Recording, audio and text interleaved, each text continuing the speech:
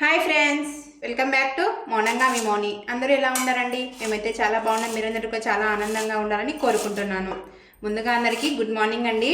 ఇంకా ఇవాళ వీడియో వచ్చేసి ఈరోజు సండే అండి, నవరాత్రుల్లో సండే అనమాట. ఇంకా నాన్ వెజ్ అలాంటివి ఏం తెచ్చుకోలేదు.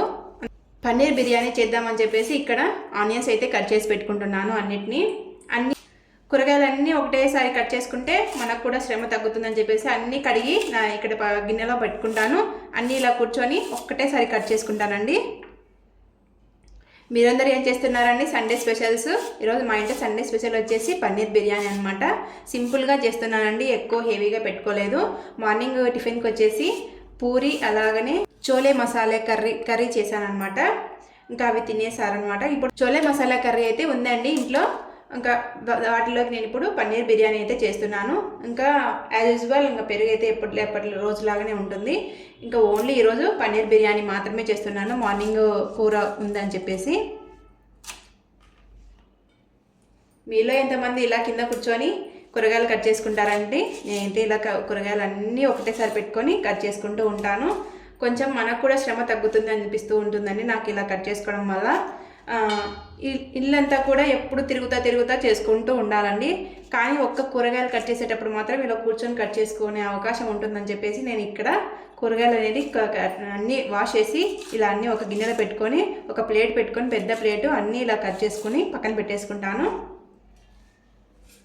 ఎలాగో వంట నిలబడుకొని చేస్తాం కదా, మళ్ళీ ఈ నిలబడుకోవడంలో మళ్ళీ ఇవి నిలబడుకోవడం కాళ్ళు నొస్తూ ఉంటాయని చెప్పేసి ఇలా కూర్చొని చేస్తూ ఉంటానండి. అన్నీ బట్టలు నిలబడుకోవడమే, వంట నిలబడుకొని చేయడమే, కూరగాయలు నిలబడుకొని కట్ చేయడమే,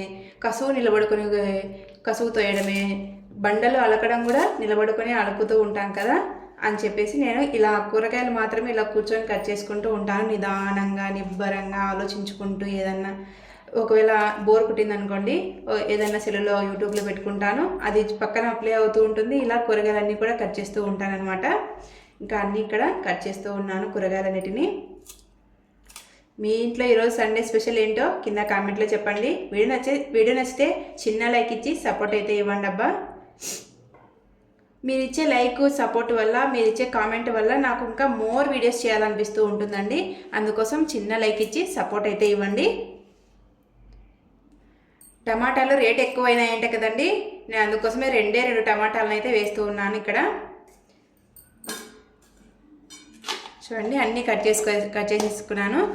ఆనియన్స్, పచ్చిమిర్చి, టమాటాలు, కొత్తిమీర, పుదీనా అన్నీ కట్ చేసుకొని పక్కన పెట్టేసుకున్నానండి. ఇప్పుడు అల్లం వెల్లుల్లి పేస్ట్ అయితే దంచుకుంటున్నానండి. అల్లం వెల్లుల్లి పేస్ట్ ఎప్పుడు కూడా నేను ఇలా ఫ్రెష్గా దంచి వేసుకుంటూ ఉంటాను. మనకు అల్లం వెల్లుల్లి పేస్ట్ ఫ్రెష్గా వేస్తేనే ఆ టేస్ట్ ఫ్లేవరు చాలా బాగుంటుందండి. అందుకోసం అని చెప్పేసి అప్పటికప్పుడు ఫ్రెష్గా దంచుకుంటూ ఉంటాను. ఇలా వేసుకొని రోట్లో, చిన్న రోల్ ఉంది కాబట్టి ఇలా రోట్లో వేసుకొని చిన్న రోట్లో వేసుకొని దంచుకుంటూ ఉంటాను.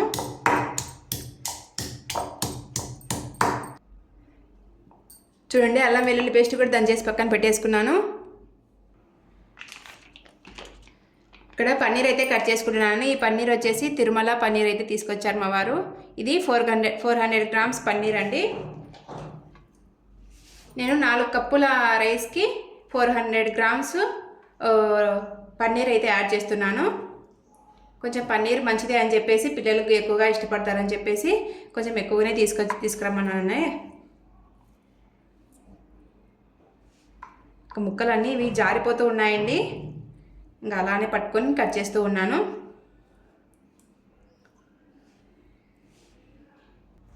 పన్నీర్ అంతా ముక్కలా కట్ చేసుకున్నానండి.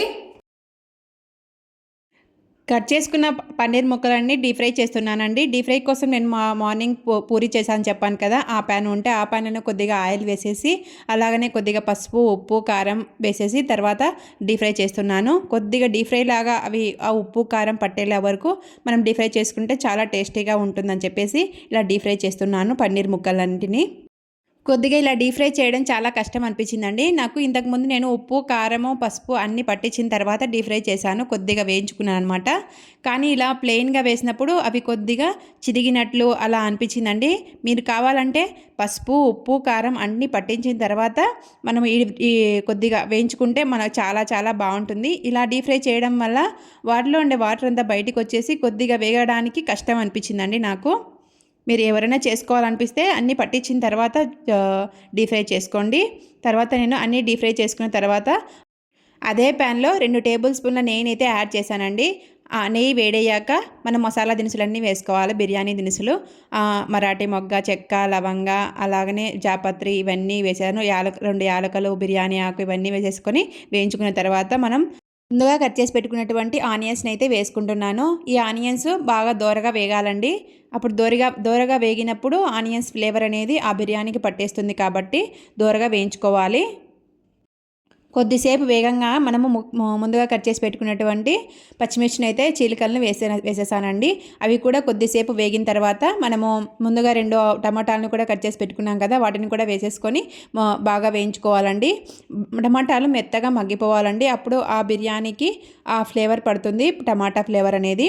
నేను ఇంకొక టమాటా వేసింటే బాగుండు అనిపించిందండి. నేను ఎందుకంటే టమాటాలు రేట్ ఎక్కువ ఉన్నాయని చెప్పేసి 2 టమాటాలను అయితే వేశాను. మీరు కావాలంటే ఇంకొక టమాటా యాడ్ చేయడం వల్ల చాలా టేస్టీగా ఉంటుంది. ఆ టమాటా ఫ్లేవర్ కొంచెం ఆ బిర్యానీలోకి తెలుస్తుంది అనమాట. తర్వాత ముందుగా పేస్ట్ చేసి పెట్టుకున్నటువంటి అల్లం వెల్లుల్లి పేస్ట్ అయితే వేసుకుంటున్నాను. అల్లం వెల్లుల్లి పేస్ట్లోని రా స్మెల్ అంతా కూడా పోయే వరకు మనం వేయించుకోవాలండి. అలా బాగా కొద్దిసేపు వేయించుకున్న తర్వాత మనం ముందుగా కట్ చేసి పెట్టుకున్నటువంటి పుదీనా అలాగనే కొత్తిమీరని వేసుకొని మనం బాగా కలుపుకోవాలి. అవి కూడా కొద్దిగా వేగిపోవాలండి. నాకు కొద్దిగా పుదీనా వాడినట్టు అనిపించిందండి. ఫ్రెష్ది ఇంట్లో లేకుండా అంటే ఫ్రిడ్జ్లో ఉండేదే వేసేసాను అనమాట. కొద్దిగా పుదీనా, కొత్తిమీర వేసుకొని బాగా వేయించుకున్నాను. తర్వాత అవి వేగిపోయిన తర్వాత మనకు 2 టేబుల్ స్పూన్ల పెరుగునైతే యాడ్ చేసుకోవాలండి. నేను ఇక్కడ గడ్డ పెరుగునైతే యాడ్ చేయలేదు. మా ఇంట్లో మజ్జిగ చేసి ఉంటారు కదా, వాటిని ఉంటే అవి యాడ్ చేశాను అనమాట. గడ్డ పెరుగు మాకు దొరకదండి. మేము పాలు పోయించుకుంటాం కాబట్టి ఎక్కువ పాలు వెన్న శాతం ఉంటుందని చెప్పేసి ఎక్కువగా మేము వాటర్ అయితే యాడ్ చేస్తూ ఉంటాము. అందుకోసం పెరుగు వాటర్గా ఉంటుందండి. నీళ్ళ పెరుగుని వేసి కలుపుకున్న తర్వాత పసుపు, ఉప్పు, కారం, అలాగనే కొద్దిగా గరం మసాలా, 2 టేబుల్ స్పూన్ ధనియాల పొడి, అలాగనే బిర్యానీ మసాలా 1 టేబుల్ స్పూన్ వేసుకొని బాగా కలుపుకున్నానని అంతా మసాలా అంతా కూడా బాగా పట్టేలా పోపుకు కొద్దిగా నాకు సాల్ట్ సరిపోలేదు అనిపించి ఇంకా కొద్దిగా సాల్ట్ని అయితే యాడ్ చేస్తున్నాను. సాల్ట్ యాడ్ చేసుకొని మళ్ళీ ఒకసారి అయితే బాగా కలుపుకోవాలి. మనము ముందుగా వేయించి పెట్టుకునేటటువంటి పన్నీర్ ముక్కల్ని అయితే ఇందులో వేసుకొని కలుపుకోవాలి. ఇప్పుడు ఆ మసాలా అంతా ఆ పన్నీర్ ముక్కలకు బాగా పట్టాలండి. అప్పుడు ఆ పన్నీర్ ఫ్లేవర్ అనేది చాలా టేస్టీగా వస్తుంది.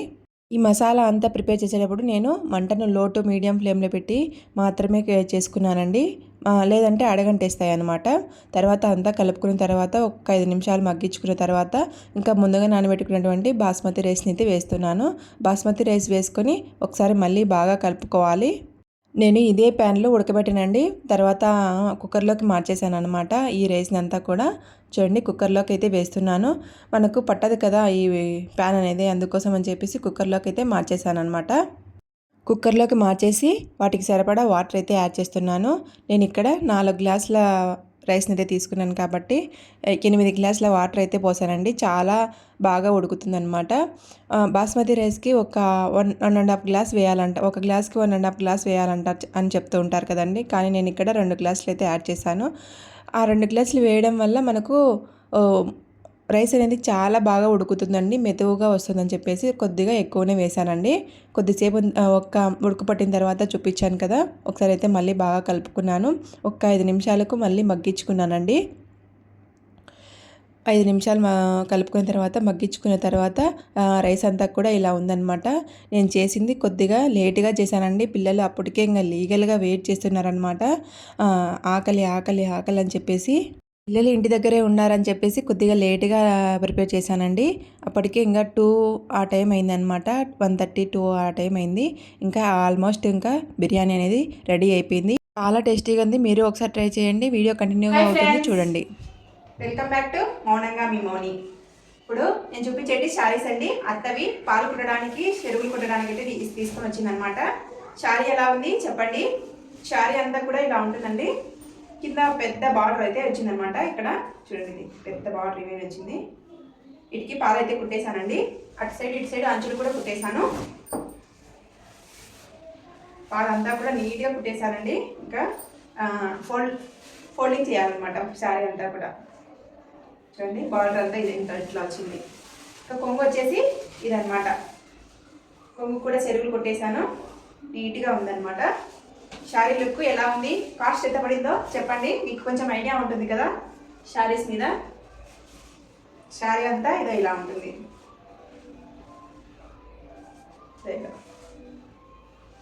బాగుందా శారీ? నచ్చిందా? కామెంట్ చేయండి.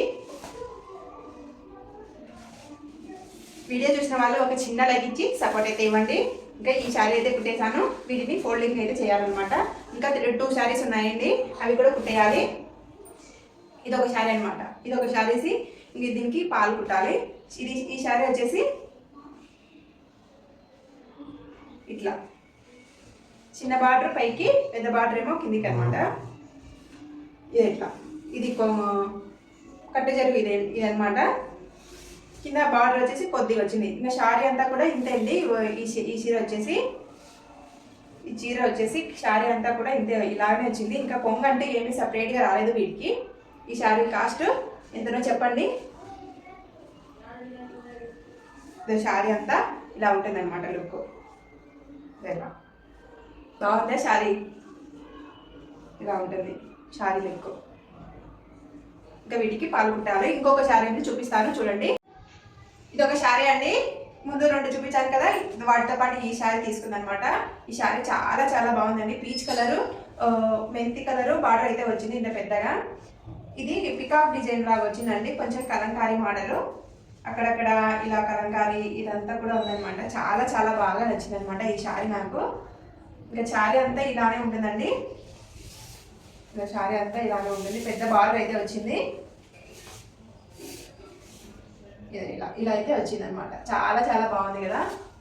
ఈ శారీ కాస్ట్ ఎంత పడిందో చెప్పండి. వీడియో నచ్చితే చిన్న లైక్ ఇచ్చి సపోర్ట్ అయితే ఇవ్వండి. ఆ వీడియోస్ మీకు యూస్ఫుల్ అనిపిస్తే సబ్స్క్రైబ్ చేసుకోండి. ఉంటానండి, బాయ్.